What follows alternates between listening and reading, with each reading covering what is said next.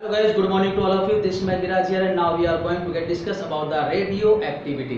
अब हम रेडियो एक्टिवता के बारे में डिस्कस करेंगे और इसके साथ ही हम रेडियो एक्टिव सहता नियम की भी डिस्कशन करेंगे। तो देखते हैं कि रेडियो एक्टिवता क्या होती है। तो रेडियो एक्टिवता मतलब कुछ पदार्थ जो स्वतः ही बेधी किरणें उत्सर्जित करते हैं, ऐसे तत्वों को रेडियो एक्टिव तत्व कहते हैं। ध्यान रखिएगा, वे तत्व या वे पदार्थ जो स्वतः ही बेधी किरणें उत्सर्जित करते हैं रेडियो एक्टिव तत्व कहलाते हैं। ऐसे तत्व जो स्वतः ही बेधी किरणें उत्सर्जित करते हैं रेडियो एक्टिव तत्व कहलाते हैं। तथा ये भी कह सकते हैं कि ऐसे नाभिकीय प्रक्रिया जिसमें अस्थायी नाभिक शहीद होते हैं, ऐसी नाभिकीय प्रक्रिया जिसमें अस्थायी नाभिक शहीद होते हैं रेडियो एक्टिवता कहलाती है। ध्यान रखिएगा, रेडियो एक्टिव क्षय भी कहते हैं। तो रेडियो एक्टिव क्षय में क्या है कि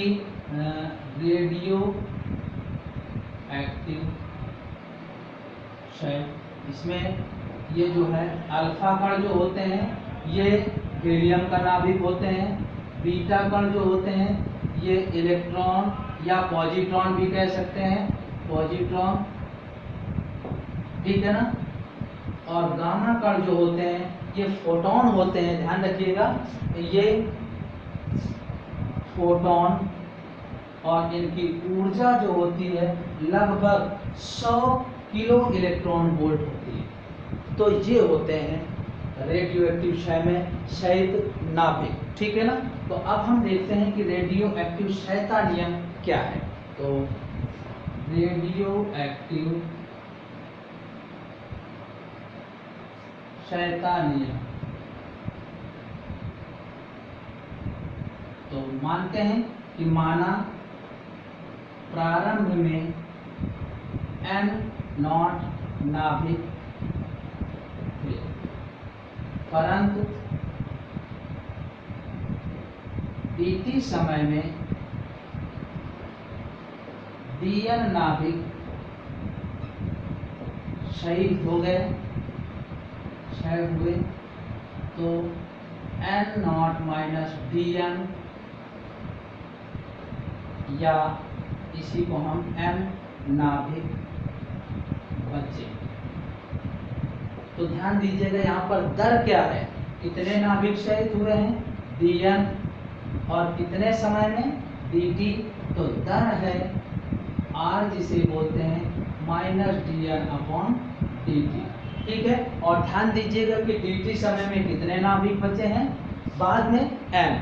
तो जो दर होती है dn अपॉन dt उस समय उपस्थित नाभिकों की संख्या के ऊपर निर्भर करती है। तो यहाँ पर नाभिक जो बचे थे वो n थे, तो ये हो जाएगा minus dn by dt equal to lambda n। Lambda जो होता है क्षय स्थिरांक होता है। तो ये dn upon n equal to minus lambda dt, minus चिन्ह उधर कर दिया और dt उधर कर दिया। अब हमने क्या किया, समाकलन कर दिया। और समाकलन कहाँ से कहाँ तक, n0 से n तक। प्रारंभ में कितने थे n0 और बाद में कितने बचे n, और समय कहाँ से कहाँ तक 0 से t तक। तो ध्यान रखिएगा 1 अपॉन x का dx होता है log बेस ex। तो ये हो जाएगा log बेस en n0 से n तक और माइनस लेमडा t 0 से t, ये आ जाएगा। तो ध्यान से देखिएगा, माना प्रारंभ में n0 नाभिक थे तथा dt समय में dn नाभिक विघटित हो गए, तो बचे कितने n0 माइनस dn अर्थात n नाभिक बचे। तो दर होगी माइनस dn बटे dt जो उस समय उपस्थित नाभिकों की संख्या के ऊपर निर्भर करेगी जो dt समय बाद बचे थे। तो minus dn by dt proportional n, proportional चिन्ह हटाएंगे तो एक नियतांक जिसे हम क्षय नियतांक कहते हैं, माइनस चिन्ह उधर और dt उधर और n को इधर कर दीजिए और दोनों ओर समाकलन कर दीजिए। 1 अपॉन x dx log base ex, तो log बेस en हो जाएगा। अब यहाँ पर हम अपर लिमिट और लोअर लिमिट पुट कर देंगे, तो ये आ जाएगा log base en minus log base en0 equal to minus lambda t minus 0। अब ये फिनिट इंटीग्रल हो गया है डेफिनेट, इसलिए यहाँ पर सी नहीं जुड़ा क्योंकि वो निश्चित समाकलन में बदल गया है। अगर वो अनिश्चित होता तो एक नियतांक भी जोड़ के करते। तो log base e n upon n naught equal to minus lambda t, ये प्रॉपर्टी होती है log base e m minus log base e n equal to log base e m upon n. तो ये हो जाएगा, देखिए अगर हम इसको चर घातांकी रूप में बदलें तो log base e x equal to y, तो x और y को इंटरचेंज कर दें अगर तो log खत्म हो जाता है। तो e की power minus lambda t equal to n upon n naught, तो n equal to n naught e to raise power minus lambda t. तो ये चर घातांकीय रूप है। क्या है? चर घातांकीय रूप ये है। अब हम अगर क्षयता निकाल रहे हैं, दर निकाल रहे हैं, तो हम जानते हैं कि r इक्वल टू था minus d upon d t n, तो यहाँ minus d by d t n naught e to raise power minus lambda t. तो हम इसको लिख सकते हैं minus n naught d upon d t e to power minus lambda t. तो अब इसका हम समाकलन कर दें तो r equal to minus n naught, और इसका अवकलन करेंगे तो minus lambda E to power minus lambda t आएगा, माइनस माइनस प्लस हो जाएगा। तो r equal to lambda N naught e to raise power minus lambda t, ये आ जाएगा। तो r equal to lambda N naught e to raise power minus lambda t, तो इसको हम r नॉट मान लेंगे e to raise power minus lambda t. तो r नॉट इक्वल टू आएगा लेमडा एन नॉट, तो ये आएगा क्षयता नियम, क्षयता समीकरण, और इसी को बोलते हैं क्षयता नियम। ध्यान रखिएगा, ये इस प्रकार से होगा और r नॉट की वैल्यू लेमडा एन नॉट के इक्वल होगी। क्लियर? तो इसी के साथ आइए हम डिस्कस करते हैं कि अर्ध आयु किसे कहते हैं। अर्ध आयु अर्थात हाफ लाइफ, अर्ध आयु, तो ये वह निश्चित समय है जिसमें कोई रेडियो एक्टिव पदार्थ अपनी प्रारंभिक मात्रा का आधा विघटित हो जाए या अपनी प्रारंभिक मात्रा का आधा शेष बचे, उस निश्चित समय को अर्ध आयु या हाफ लाइफ कहते हैं। तो एक ऐसा निश्चित समय जिसमें कोई रेडियो एक्टिव तत्व या रेडियो एक्टिव पदार्थ अपनी प्रारंभिक मात्रा का आधा विघटित हो जाए अथवा आधा शेष रह जाए, उस निश्चित समय को अर्ध आयुकाल या हाफ लाइफ कहते हैं। ठीक है ना?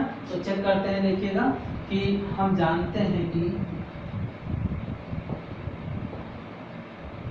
n equal to n naught e to raise power minus lambda t, ये है। तो जब n equal to n naught by two, देखिएगा ये शेष मात्रा थी और शेष कितनी बची? प्रारंभ मात्रा की आधी। तो t क्या हो जाएगा? t हाफ हो जाएगा, अर्ध आयु। तो इसी समीकरण में रख दीजिए, समीकरण 1 से। तो ये n naught by two equal to n naught e to raise power minus lambda t half, ये आ जाएगा 1 by two equal to e to raise power minus lambda t half, दोनों ओर लॉग लेने पर, लॉग लेने पर। तो log 1 by two equal to log e to raise power minus lambda t half. तो देखिएगा जब इसको सॉल्व करेंगे तो ये आएगा लॉग 1, इसको आप ऐसे लिख दीजिए log 1 माइनस log 2, ठीक है ना? ये या आप पहले ऐसे कर दो, बेस ई को चेंज कर दीजिए, तो 2.303 log बेस 10 1 बाई 2। अब ये log बेस 10 में बदल जाएगा और ये हो जाएगा minus lambda t half log ई, ठीक है? और इसका मान क्या होता है? 1 होता है। तो ये आ जाएगा 2.303 log 1 माइनस log 2, बेस में 10 है, माइनस लेमडा टी हाफ, ठीक है ना? अब 2.303 log 1 की value 0 minus 0.30 10 equal to minus lambda t half, तो 2.303 इंटू ये आ जाएगा माइनस का 0.3010 equal to minus lambda t half. तो माइनस से minus cancel, 0.6932 upon lambda equal to t half. ये आ जाएगा अर्ध आयु का समीकरण। तो ध्यान रखिएगा, एक ऐसा निश्चित समय जिस पर कोई रेडियो एक्टिव तत्व अपनी प्रारंभिक मात्रा का आधा शेष रह जाता है या आधा विघटित हो जाता है, अर्ध आयु या हाफ लाइफ कहते हैं। n equal to n0/2 and t equal to t half, दोनों तरफ रख दिया और लॉग ले लिया। ये आया 2.303 से इंटू कर देते हैं, मल्टीप्लाई कर देते हैं। जब लॉग बेस e को लॉग बेस 10 में बदलते हैं, ये आया, मान रख के सॉल्व कर दिया, ये अर्ध आयु आ गया।